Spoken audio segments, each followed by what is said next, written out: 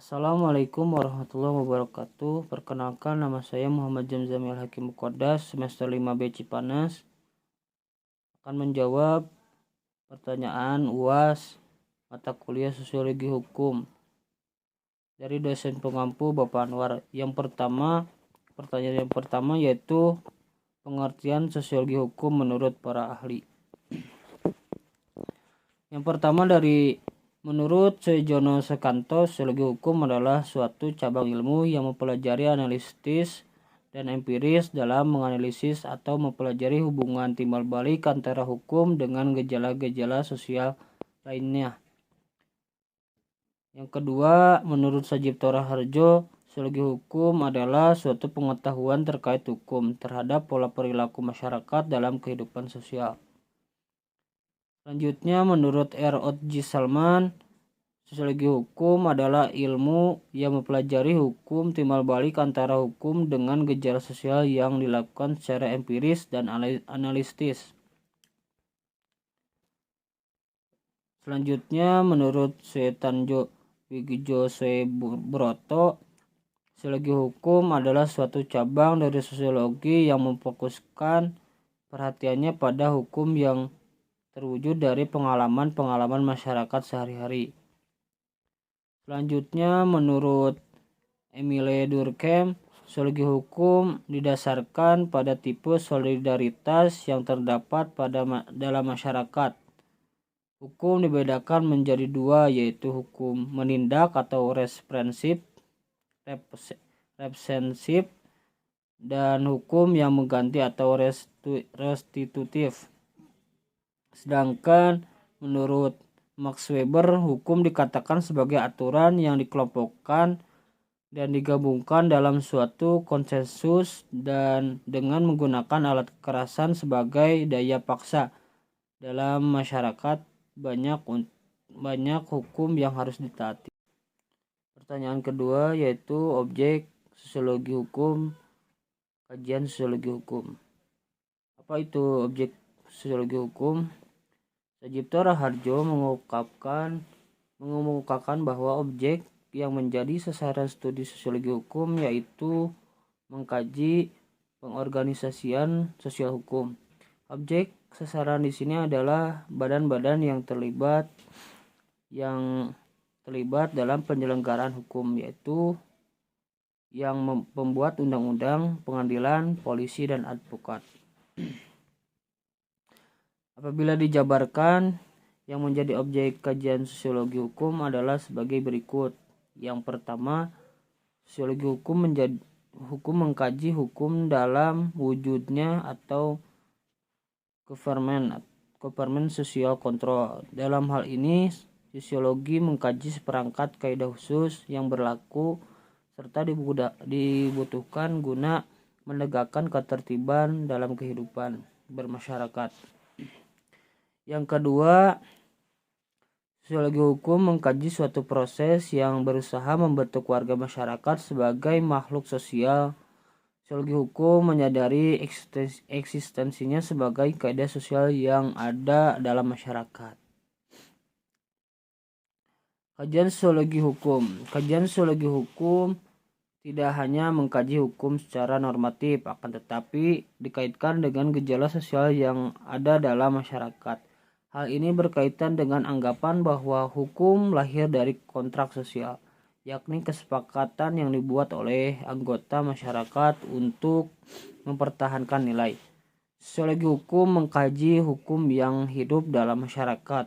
Tiada hukum tanpa masyarakat, karena hukum tercipta dan diciptakan oleh masyarakat untuk dijadikan pedoman bertingkah laku anggota masyarakat dalam berhubungan dengan sesamanya. Selain itu, tentunya untuk menjaga keutuhan masyarakat itu sendiri. Selanjutnya, karena masyarakat mempunyai ciri dan pengalaman yang berbeda-beda, hukum pun akan berbeda-beda pula dalam setiap masyarakat. Hal ini disebabkan masyarakat mempunyai kebutuhan-kebutuhan dan nilai-nilai yang berbeda-beda. Perkembangan dari masyarakat itu sendiri selanjutnya berkaitan dengan perubahan-perubahan hukum yang disesuaikan dengan kebutuhan mereka. Pertanyaan yang ketiga yaitu hukum pembangunan menurut Muchtar Kusumaatmadja. Dimensi teori hukum pembangunan dari Prof. Dr. Muchtar Kusumaatmadja, SHLLM, merupakan salah satu teori hukum yang lahir dari kondisi masyarakat yang pluralistik berdasarkan Pancasila. Pada dasarnya, hukum pembangunan ini lahir, tumbuh, dan berkembang serta diciptakan oleh orang Indonesia, sehingga relatif sesuai apabila diterapkan pada masyarakat Indonesia. Selain teori hukum pembangunan dari Prof. Dr. Muchtar Kusumaatmadja, apabila diaktualisasikan pada kondisi masyarakat Indonesia pada umumnya dan kondisi penegakan hukum pada khususnya, maka mempunyai sinergi timbal balik secara selaras. Aspek ini dapat dibuktikan bahwa dalam konteks kebijakan legislasi dan aplikasi serta dalam kajian ilmiah, maka teori hukum pembangunan dari Prof. Dr. Muchtar Kusumaatmadja tetap dijadikan landasan utama dan krusial yang mendapatkan bahwa hukum dapat berperan aktif.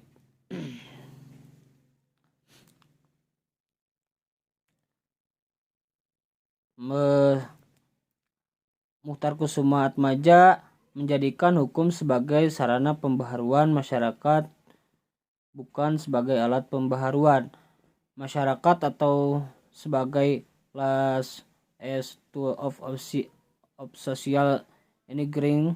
Muchtar Kusumaatmadja mengatakan hukum merupakan suatu alat memelihara ketertiban masyarakat, mengingat fungsi hukum pada dasarnya adalah konservatif, artinya hukum bersifat memelihara dan mempertahankan yang telah tercapai. Fungsi demikian diperlukan dalam setiap masyarakat, termasuk masyarakat yang sedang membangun, karena di sini pun ada hasil-hasil yang harus dipelihara, dilindungi, dan diamankan. Akan tetapi masyarakat yang sedang membangun, yang dalam definisi kita berarti masyarakat yang sedang berubah cepat. Hukum tidak cukup memiliki fungsi demikian. Ia juga harus dapat membantu proses perubahan masyarakat itu. Pandangan yang kolot tentang hukum yang menitikberatkan pada fungsi pemeliharaan ketertiban dalam arti statis dan menekankan sifat konservatif dari hukum, menganggap bahwa hukum tidak dapat memainkan suatu peranan yang berarti dalam proses pembaharuan. Ada dua dimensi sebagai inti teori hukum pembangunan yang diciptakan oleh Muchtar Kusumaatmadja, yaitu yang pertama ketertiban atau keteraturan dalam rangka pembaharuan atau pembangunan merupakan sesuatu yang diinginkan bahkan dipandang mutlak adanya. Yang kedua, hukum dalam arti kaidah atau peraturan hukum memang dapat berfungsi sebagai alat pengatur atau sarana pembangunan dalam arti penyaluran arah kegiatan manusia yang dikehendaki ke arah pembaharuan. Pertanyaan yang keempat, hukum progresif menurut Sajipto Raharjo. Hukum progresif merupakan pemikiran perkembangan hukum yang digagas oleh Prof. Sajipto Raharjo, berpandangan bahwa hukum dibentuk untuk manusia, bukan manusia untuk hukum. Dasar pemikiran beliau bahwa kajian hukum saat ini telah mencapai ekologi dalam yang mendasar pada pemikiran antroposentrisme, suatu paham yang berpusat pada manusia sehingga manusia dianggap memiliki kemampuan cipta, rasa, bahasa, karya, dan karsa sebatas diizinkan oleh Sang Holik, sehingga hukum tidak memutus maunya sendiri tanpa belajar dari lingkungan hidup. Pandangan manusia sebagai khalifah fil ardi menjadi dasar bahwa Tuhan memuliakan ciptaannya dengan kemuliaan dan hormat, sehingga hukum buatan manusia seharusnya tidak mereduksi kemuliaan dan hormat sebatas yang dikatakan dalam undang-undang.